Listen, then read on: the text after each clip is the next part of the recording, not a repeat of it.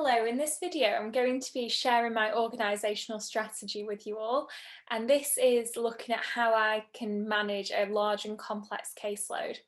So I have worked in various different roles and I'm always adapting this system, but the general idea of what I do always remains the same, and it definitely helps me to manage that feeling around everything needs to be done at once, because I think it's very easy to feel like that in social work because a lot of the work that we do is really high pressure and it's also high in risk a lot of the time. It's all really important work, so it can make you feel like you need to do it all at once. So this helps me to get on top of that and to feel that I'm managing my own well-being as well, and that I can take it step by step, even if the situations feel not like that. On the top here, I tend to put a key, and my colour scheme is red, pink, blue and green, and red refers to anything that's urgent, pink is sort soon, blue is fine for now, and green is work done waiting for approval. So you can see here that I put people's names on the left hand side. Then I tend to put a little bit of background information, some notes or warnings, and then my to-do list here. I might add extra columns depending on the sort of work that I'm doing. So on a community team, the main thing is you have your day-to-day work, but also you need to keep on top of reviews. So I might put a review column there with just some of the dates of when things are due, just so I'm keeping a track on that and I can start planning things in. And then when I was in the hospital team, a big focus was about hospital discharges. So I'd put them in a list of who needs to be discharged first. So can you see what I mean? That you really would have different things on this table depending on what your priorities are in that particular role. The reason that I put people's names in is because sometimes you can get phone calls and you're just trying to jog your memory on some of the key details of the situation that the person's in, because sometimes and quite often we carry a large caseload that includes lots of different names, lots of different family members. So it might be that we have 25 people on our caseload, but then we might also be dealing with 50 people, because when everyone's family is involved, that's when it can be more difficult to manage. And you might get a phone call and you've had a relationship with someone where you've been involved with them for a while and the name's just gone out of your head because you're in the middle of something else. And having this really helps me, because what I do is, say I got a phone call about Sophie Jones, and these are made up names, so don't worry, I'm not sharing anything confidential.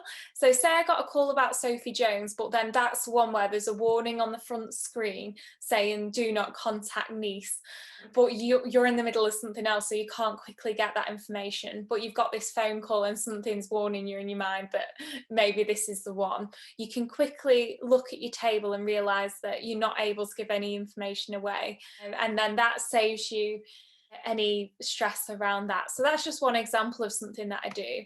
I press Control Find on my keyboard and that'll take me to exactly the person. So I'm just going to show you here.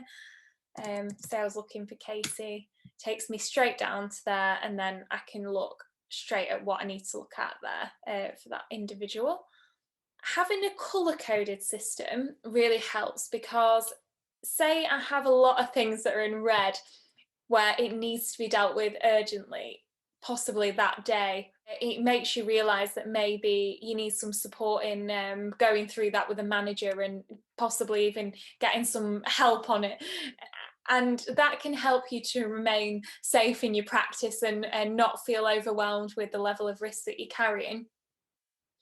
Whereas having things that are in green there, where it's waiting for approval, it means that you don't have to immediately worry about that, which leaves you space in your own mind to go ahead and deal with where there is red that you need to deal with urgently. It just means that it gives you a little bit of clarity on exactly what to do first. So this is what I do, and I think it's really good to actually spend a little bit of time doing this every now and then, just so that you're updating it, because I think it's very easy to go from one thing to the next and then you sort of never feeling organised, and that can be when you feel really overwhelmed in social work. And I think that feeling in control comes from being well organised. Right, so down here I have a column for like to-do list, and then I have the days of the week in there, and then notes here. So I'm just going to explain what they relate to. So here, the to-do list is just things that I might be just throwing on that need to be done. So I might on a Monday morning just to remind myself on the key things that I need to do early in the week. So I might have a big list there, or it might get to Friday and I've not been able to update everything. So I just get that list made, and then I start putting it into each day here. And then it might get to the end of Monday and I realise that there's some things on Monday's list that I haven't been able to achieve, and then that could be moved to one of the other days. Obviously, in social work, things are changing all the time, so you can move things around and be flexible, but it's just a way of planning things out.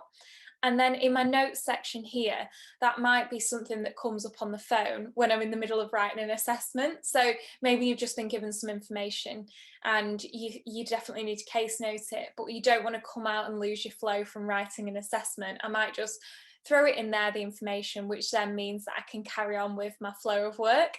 Because you do find that once you go out of a piece of work, it can really disjoint what you're actually doing.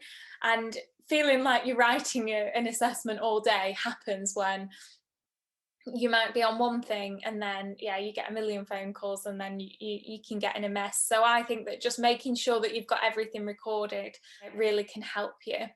And obviously I know that we have the electronic calendars that we need to update, but you wouldn't necessarily always put in detail what you're going to do each day on there.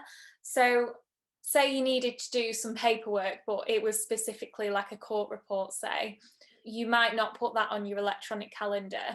You might just put, I need to block out time in that calendar for writing. But here you can put details on your own plan of what you're going to do at what time. So I find that really helpful.